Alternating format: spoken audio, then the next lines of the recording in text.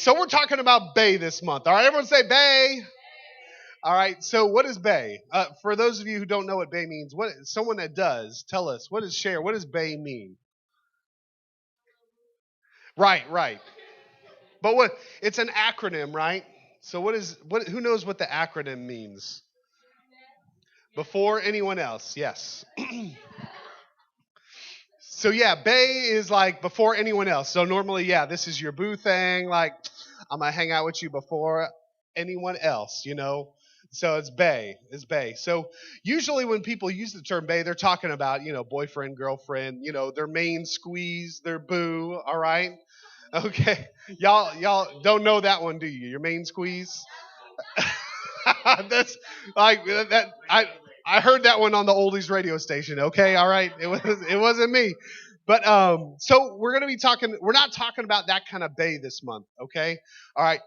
We are gonna be talking about the big bay. All right, how we can put God before anyone or anything else. How we can make God bay in all the different areas in our life, okay?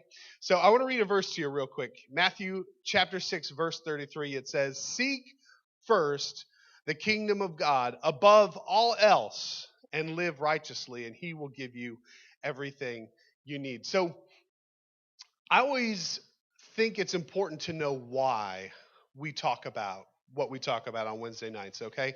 Because above all else, I want you to understand um, first of all, what it is we're talking about. Second of all, I want it to be helpful to you, okay? So, why do you think it's important that we talk about putting God first in our lives? Why is this topic important? Okay, okay. I do. Yeah, that does. I like that. So, if we don't put him first, we don't have like a direction, right? Something to keep us, accountable, something to work toward. Breaking the law of Moses. Okay. Yeah, what did Moses say about all that? The Ten Commandments. Yeah, it's like commandment number one, right? Commandment one, don't put any other gods before me. Okay. Yeah, absolutely. I mean, putting God first is something that we just need to get inside the very deep part of our brains. Okay. We need to understand this, especially as followers of Jesus. He should be the motivation for every single thing we do, right? Nod your head if yes, you agree. Okay, all right, we're good. Um, So understanding this, that the fact that we need to put God first in our lives, this gives us two different things. It helps us have the correct priorities. Correct priorities. We put God and what He wants first in everything we do, right? And then it also gives us the correct perspective. Said, if we do this, then everything else that we want or everything else that we need, all that other stuff is going to work itself out. That's what this verse says. If you seek first the kingdom, then everything else will be added unto you. All this other stuff will work out, right? And I love this quote by A.W. Tozer. He says, "As God is exalted to the right place in our lives, the correct place in our lives, 1,000 problems are solved all at once." So I want you to think about that. The fact that if we put God in the right spot, in the correct spot in our lives, then it's going to work out a ton of other problems that come from not putting him in that place. Okay?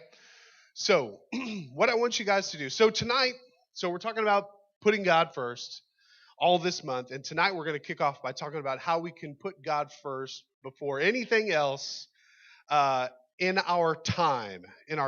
Okay, so how can we put God before all else in our time? Okay, so what I want you guys to do in your sections, I want you to kick things off by talking about these questions. Okay, um, first of all, what time do you usually wake up in the morning? Okay, and what time do you typically go to bed at night? Okay, I understand there's times you stay up late, times you go to bed early, but what time are you typically like on a normal everyday? And then why? Okay, why do you get up at that time or go to bed at that time? Secondly, what typically determines your schedule? Okay, what are the factors? What determines what you do and why? And thirdly, what usually dominates your free time? Okay, everyone know what I mean by free time? All right. Time you're not sleeping or at school or, all that stuff, eating, pooping, all of that. Okay. Hey, it takes time, don't it? All right.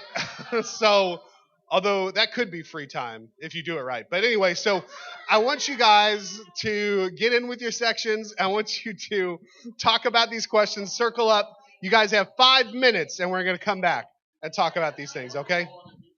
All right, everybody. So, talking about time, scheduling, appointments, free time, work time, school time, party time.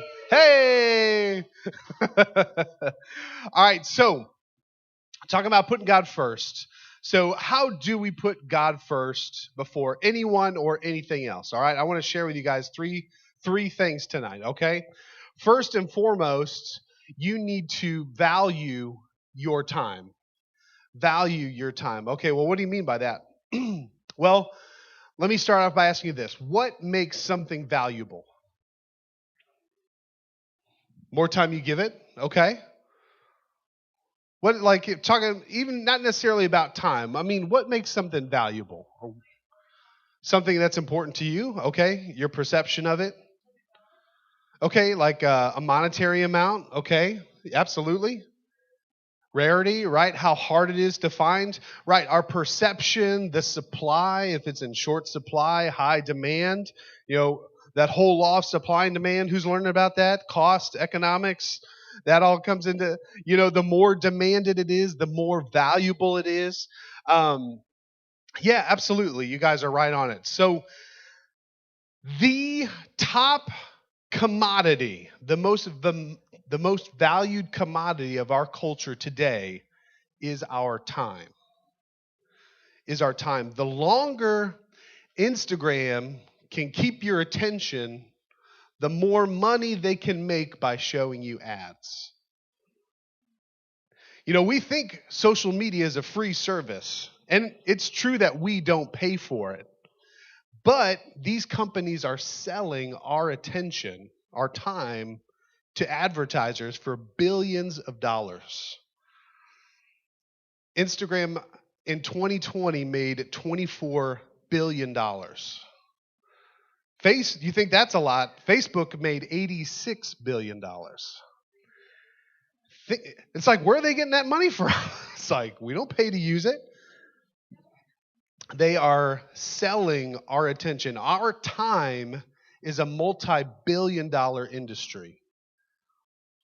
It's important to know that every moment of your time is valuable, enough so that people are willing to pay billions of dollars to get it. And so we asked, you guys talked about in your groups, what typically determines your schedule? What were some of the things y'all said? What typically determines your schedule? Your time. School, yeah, that's a big one, right? Movie, was it? Mood, okay, yeah, what you feel like doing? Work, okay, yeah, work schedule. Okay, yeah, activities you do, absolutely. But these are all, you guys are 100% correct. These weigh in on our schedule. But do you know what? There's one thing, and only one thing that determines your schedule, the schedule of your life. It's you. It's you. And I want you to get this, is that you are the sole determiner of what you do with your time. And I'm gonna explain this. We're gonna unpack this, okay? And because I know what some of y'all are already thinking, like, nuh-uh. If it was up to me, I wouldn't go to school. I wouldn't do this. I wouldn't do that. Okay. So let's unpack this for a little bit. So, we all have obligations. We all have responsibilities. We go to school. We have, work. If you have a job, you do chores. You have family responsibilities.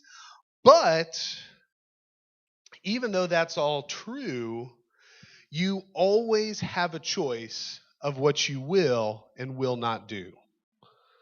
Now, there may be consequences for those choices, right? If you choose not to do your homework, or you choose to skip school, or you choose to disobey your parents, or you choose to break the law, right? We all, You will receive consequences for some of those, but it is always your choice. The choice is still yours whether or not you're actually going to do something or not, right? Y'all see what I mean by that? You make the choice of how to spend your time every day. So you're the one that gets up, gets yourself ready, goes to school.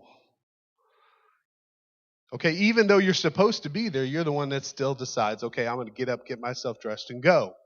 Right? Your parents might encourage you, some of you more than others, right? But still, at the end of the day, unless they're physically dragging you, which I doubt that's the case, you still determine, you make that choice. And so the reason why I want to get that inside of you is because part of valuing your time, what that means is you take ownership of your time, okay? Taking control, so recognizing that control over your time is yours and yours alone. None of you are a victim of having your time taken away from you, okay? Nobody in this room is a victim of that. Your day is simply made up of what you choose to do and not choose to do. All right, y'all with me? Anyone have any questions about that? Does that make sense? Okay. So part of valuing your time means that you take ownership of your time, that you know that it's yours, okay? Secondly, another important part of learning to value your time is to recognize that it's limited. Your time is limited. You only have a certain number of days that have been ordained for you here in this life. Psalm 139 verse 16 says that you saw me before I was born. Every day of my life was recorded in your book. Every moment was laid out before a single day had passed. So God literally planned out your entire life from beginning to end. That's what this verse tells us, right? If we believe the Bible, this is true, right? So, we can let that freak us out. We can sit here and say, oh my gosh, we're all going to die, which is true, okay?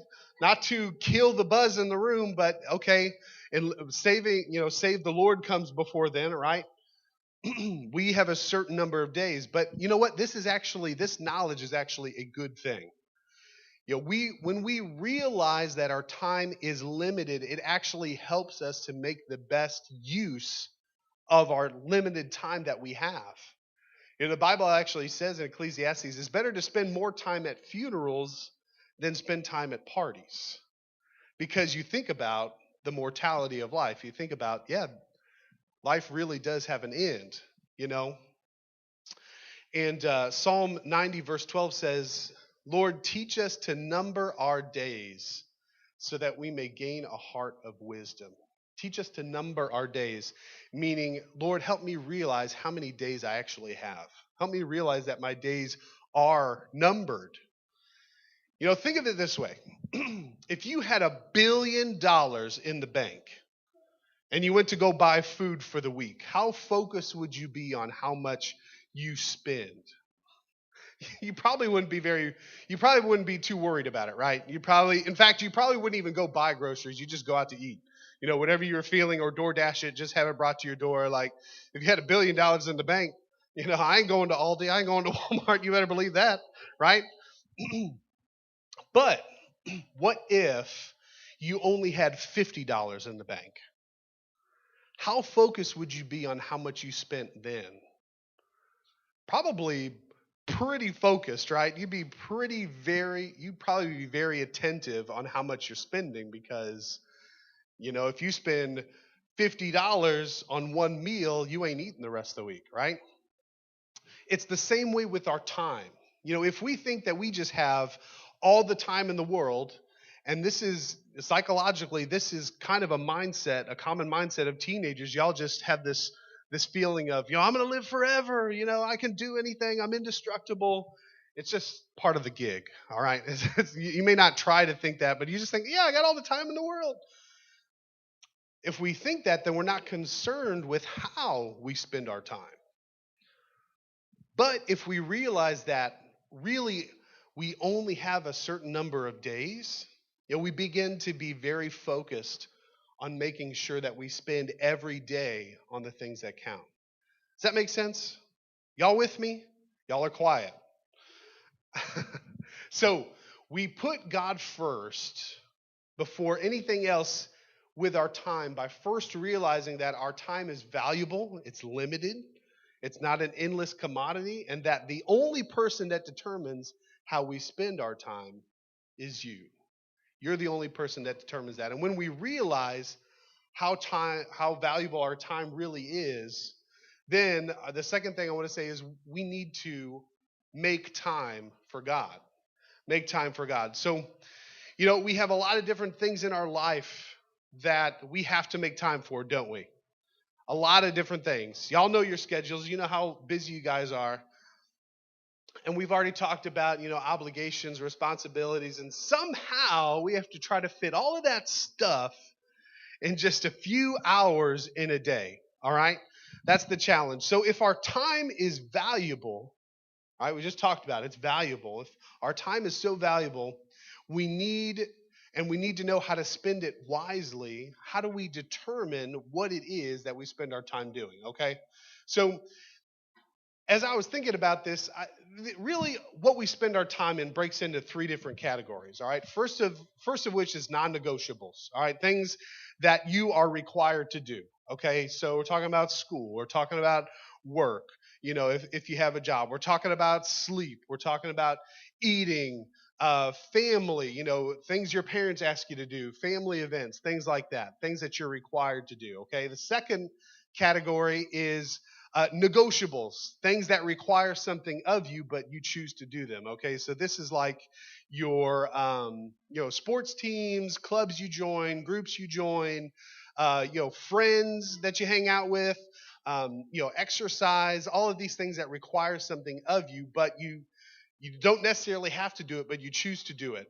In this category, I would also put college. Okay. College is, you guys have grown up hearing that you need to go to college, okay? But let me just say, and college is a great thing. I'm not bagging college, but college is something that you don't have to do, okay? You can go into a trade. There's a lot of different options, okay? And I know if your teachers heard me saying this, they would probably burn down this church, okay? All right? But I'm just saying there are other options out there for people other than college, okay? And I know that's a big worry for your generation. You want to go to a great college to get a great job. But listen, it's something that you're not required to do. I'm just going to throw it out there, all right? And I'm just going to leave it there, all right? And then, so there's non-negotiables, there's negotiables, and then there's electives, okay? That's the third category. These are things that are not required of you. You just choose to do, okay? Things you do in your free time. Entertainment. So that's that's your Instagram, that's your Snapchat, your Netflix, that's video games, going to the movies, that's Busch Gardens, going to the Rays game, all that stuff. That's all entertainment, things you go to watch and be entertained, right? And hobbies you do, activities.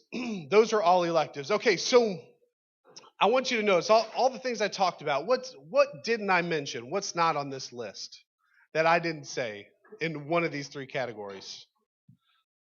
Okay, God, okay. So where would God fall on this list? Where would God fall on this list between non-negotiables, things that you're required to do, negotiables, things that require something of you but you choose to do, or electives, things that you just do. You don't have to do, but you choose to do. Jesse? It'd be a negotiables, you think? Okay. All right, something that you choose to do, but you don't have to. So we have thoughts on elective, thoughts on negotiable. Anyone think that it's a non-negotiable?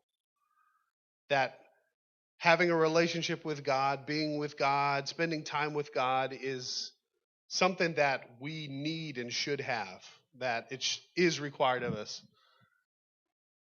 So, D'Angelo, what do you think? Why do you raise your hand? What do you think?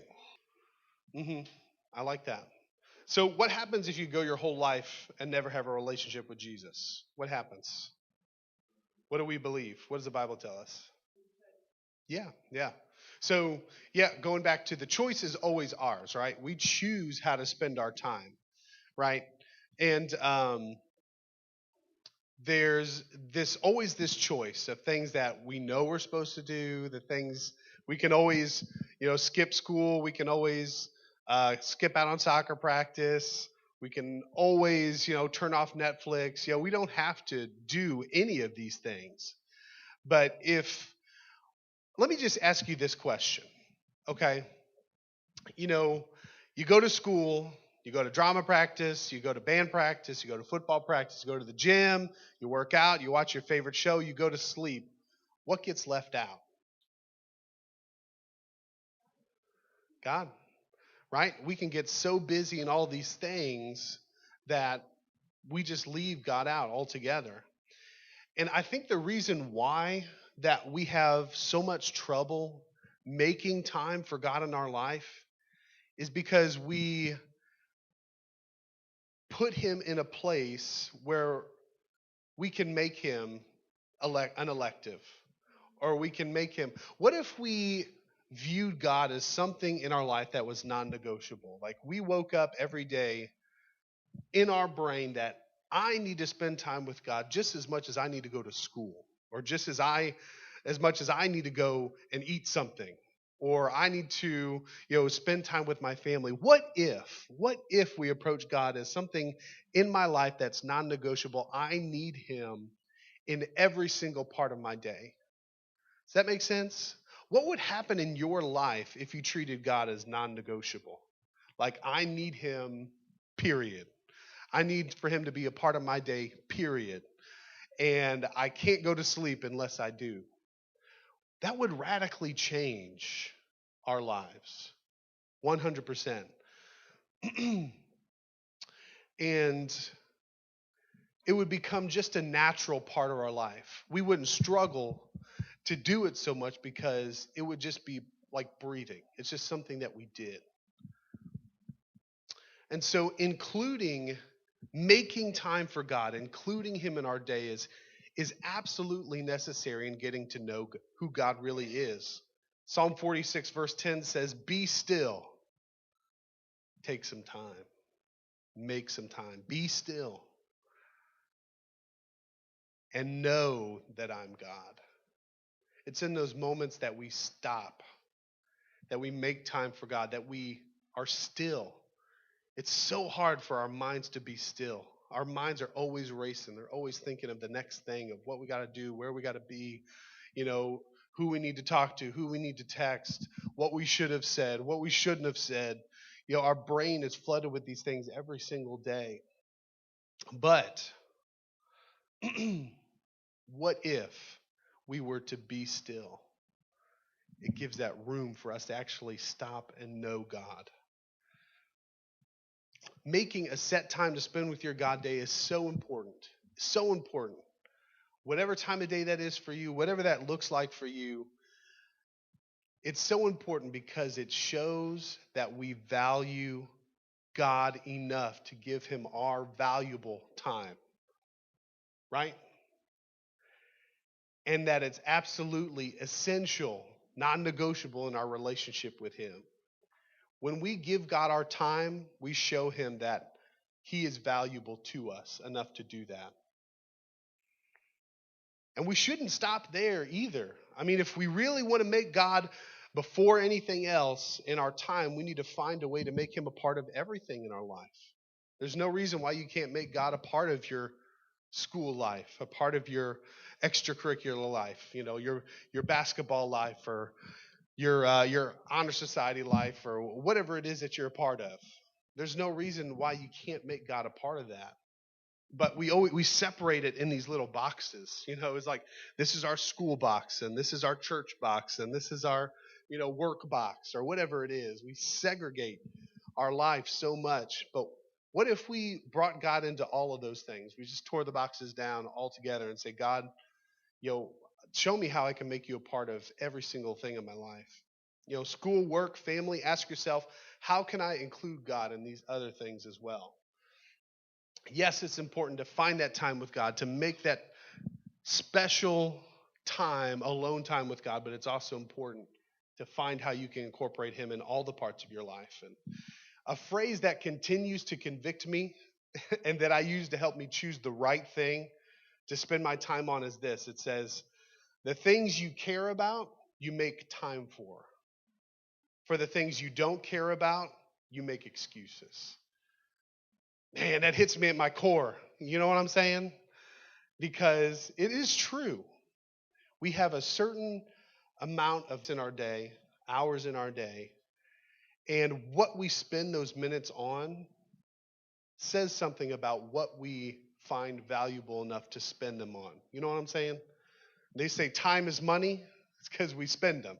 We spend all those minutes, all those hours on something during the day. And so I'm telling you, we need to make time for God. We need to spend some of that time with God. Otherwise, our faith is just going to flatline out, and we're not going to get anywhere. Okay? So, our time is valuable. Value your time. Take ownership of it.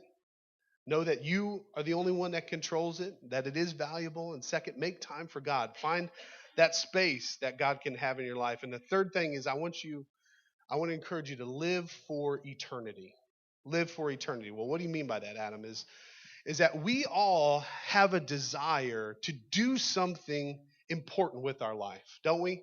Everyone always, to do something that's going to last, to leave a legacy. We all have that desire someday. We want to do something important. We want to change the world. We want to change the things around us. We all have this desire because deep inside we have an understanding of eternity.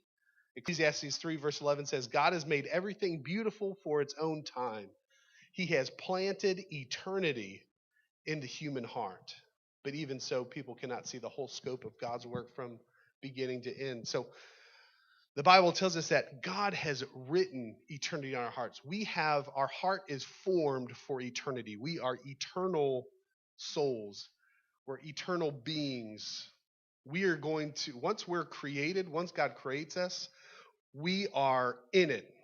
We are in eternity, and we know that. Even though this is a temporary life that we're currently living, and one day Jesus is going to come back, and he's going to make all things new, and it's going to be awesome. Right now, we're not there. All right, we're stuck in this middle space, this world that's still under the curse of death, and all of this stuff, all the things that we see going out in our world today that are still affected by sin and death. But we know there's something more. We know there's something greater. God has written eternity on our hearts. We have an understanding of this, and that everything in this world that we're currently living in will eventually fade. It's eventually going to fall out of the memory of people. And living for eternity simply means that you're not living to make an impact in this world. You're living to make an impact for the next one, for eternity. You know, when I'm dead and gone, okay, it's not going to matter, how many people I beat in Call of Duty. It's not going to matter how many reactions I got on my posts on Facebook. It's not going to matter how much money I made. It's not going to matter how nice of a house or nice of a car I had. Or it's not going to matter how much I could bench press. Or even how many friends I had. None of that stuff is going to matter. All that's going to matter is how many people's lives I impacted for Jesus. That's the only thing that will last. If you guys have your Bibles, you can open to Luke chapter 19. I'm not going to read this whole thing because we're running short on time. But there's a parable that Jesus told in the Bible, in Luke chapter 19, starting at verse 12, called the parable of the minas, or the 10 servants, depending on what translation you're reading. But basically, a nobleman, he called the servants to come gather around him, and he divvied out 10 minas, 10 coins. These are silver coins. He handed them out, and he said, engage in business until I come back. All right, go invest, go do your thing. You'll make some money. I'll be back. And so he leaves, and when he comes back, he orders all of his servants, to huddle back together, and he wanted to know what they did, what they earned, and In verse 16, it says, the first came before him, saying, Lord, your mina has made 10 minas more. It doubled 10 times. And he said to him, the nobleman said to him, well done, 10 minas, so every servant got one. They all had the same amount. Okay? How many did they end with? So we read one had 10, right? One ended up with 5, right, so far. Now, what made the difference? What made the difference between the two? It mattered how they invested, right? What they did with it, right? They both started with the same amount, so what they did to invest it is what made the difference, right? So the other parable that is very similar to this, the parable of the talents, they're all given different amounts. One was given 5, one was given 2, one was given 1. But their reward was the same, right? They got double what they made. And so the people in that parable got rewarded differently based on their return. So the parable we're reading, they each got one, they got a different reward based on what they brought back, right? So I wanted to point that out because this mina, the parable of the talents, we don't control what talents we have. We don't control what gifts we have. That's all divvied out by the Holy Spirit, right? It's all part of our unique wiring. And the reward for that is the same. As you know, everyone they made double what they invested. But I'm pointing this out because the minas represent time. In this parable, we all start out with the same amount of time. We all have 24 hours in a day. Whether you're rich or poor, talented or not, smart or dumb, okay, we all have 24 hours in a day. We all have the ability to invest our time into the kingdom of God, invest into eternity. And the more we do that, the more that we invest our time, the more we are rewarded for that. But what happens if we hold on to our time? What happens if we keep our time for ourselves? In verse 20, it goes on to say that another servant came saying, Lord, here's your mina, which I have kept laid away in a handkerchief. For I was afraid of you, because you are a severe man. You take what you did not deposit, and you reap what you do not sow. The actions of this worker kind of reveal two of our biggest hangups in putting God before anything else in our time. And the first is, what if I mess up? And the second is, why should I? First, he said, what if I mess up? He said, because I was afraid of you. I was afraid of you because you're a severe man. You require a lot, God. Giving my life to you is a big deal. All the what ifs flood in. This is the what if category. What if I blow it? What if I make a fool out of myself? What if I miss out? My FOMO flares up. What if I miss out? What if I'm wasting my time on you, God? Second one is, why should I? He says, you're a man that reaps where he did not sow. Why do you deserve my time? God, why should I have to give anything up? This is my life, not yours. This is my me time. I deserve it. I worked hard to get it. I don't have enough time for me. Why would I give any of it to you? The why should I?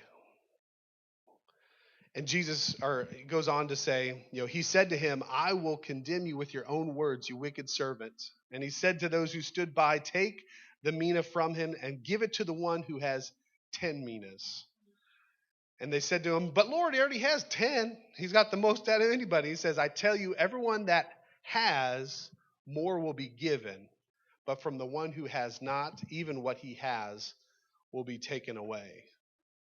When we decide to live for this life, we lose it. But when we decide to make God first, when we take that step of faith and we decide, God, you are too valuable for me not to give up any of my life for you. When we put him before anyone else in our time, we'll find that we are living for and impacting eternity. Matthew chapter 16, verse 25. I love this in the Amplified Version. It adds in all these little side notes that kind of help fill in some of the gaps. I've heard one person refer to it as, okay, this is a Bible for women because it has so many more words. You know what I'm saying? I don't know why they said that. I thought it was very insensitive. But anyway, Matthew 16, verse 25, for whoever wishes to save his life in this world will eventually lose it through death. We all die, right? Our days are numbered. But whoever loses his life in this world for my sake will find it. That is, life with me for all eternity. When we give up our life for God, when we put him before anything else in our time, we say, God, you're it. You're the most valuable thing I know. You're more valuable than anything I could make, anything I could buy, anything that I could ever get on my own. God, you are it. And so, God, I'm going to put you first in every bit of time I have. Now, I don't want you to get this idea in your head that what I'm telling you tonight means that when you leave today, all you can do is just go home and pray. All right? Or that you have to spend all day praying and you can't do anything fun. You just have to read your Bible and pray. Just be a monk and do that the rest of your life, okay? And just rewrite copies of the Bible in your bedroom, okay? That's not what I'm saying, okay? I'm saying, first of all, find a way that you can make time for God, special, designated, personal time with God in your life, and then find a way to bring him into every other part of your life, okay? So what we're doing right now, we're not like sitting and praying in silence and just doing all this stuff. Like we're talking, we're interacting, but we're talking about God. We're bringing him into the conversation, right? That's what church is great. One of the great functions, we get together, we encourage one another in this faith thing, you know, so we don't have to do it alone. We spur each other on to do good things. We make community together, okay? And we eat, you know, we have Takis all and Doritos and all this stuff, and we talk about pooping and all of this stuff, all right? We have fun. For people that say that life with God is no fun, I beg to differ, all right? Because I have more fun than I ever did without God. He's a part of my life. I have more joy than I ever thought possible, than I ever got from any friendship, relationship, video game, whatever it is. I found more joy in all that. So, listen, we're out of time. I was going to take some time and have you guys make a plan for how you can actually spend time with God. Like when are you during your day at your best? When are you most alert? When are you present? When are you like you're on it, right? If it's in the morning after you have that cup of coffee, or if it's, at nighttime and you're all revved up, like ready to go, out or whatever. I don't know. When is that time where you're at your best? When do you have flexibility during your day? Obviously, in the middle of math class is not the time you need to break out the Bible and start reading, okay? All right, you're presently occupied. So find a part in your day that you have flexibility. Find it, do it, make it a part of your day that also you're at your best, okay? If you're falling asleep, it's probably, you probably need to find a different part of your day, okay? And this will take some trial and error, okay? And it'll change over time. I used to be a night owl. Now I'm more of a morning person, okay? So I've had to flip-flop, all right? But make a plan. Make a plan of how you can carve out some time for God in your day. Designated time just for him, and something that you can do every day, okay? Whatever that looks like. If that's in your room right before you go to sleep, or in the morning, you wake up earlier, okay? Go to bed earlier so you can get up earlier so you can spend time with God, okay? Manage that time. You have the power to do that, okay? You can go to bed as early as you want. All right? Again, not during math class, but you can, it's easy to it's easy to wake up early. It's hard to go to bed early. That's the challenge. The challenge is going to bed early. If you go to bed early enough, it's no problem waking up early. All right? So, I want you to, seriously, I want you to make some time to come up with a plan of how you can make this designated time for God in your life. And also, how can you make time for God in everything else, in every other part of your life. And you know what? Come talk to these youth leaders. We would love to talk to you and brainstorm with you because, it's different for every person. We don't know all the answers, but we'd love to just throw out ideas and see what works. All right. And you're not going to get it on the first time, probably. Okay. If you do, you're blessed. All right. But chances are it's going to take some time. All right. But so don't be discouraged. Just keep trying. Keep going.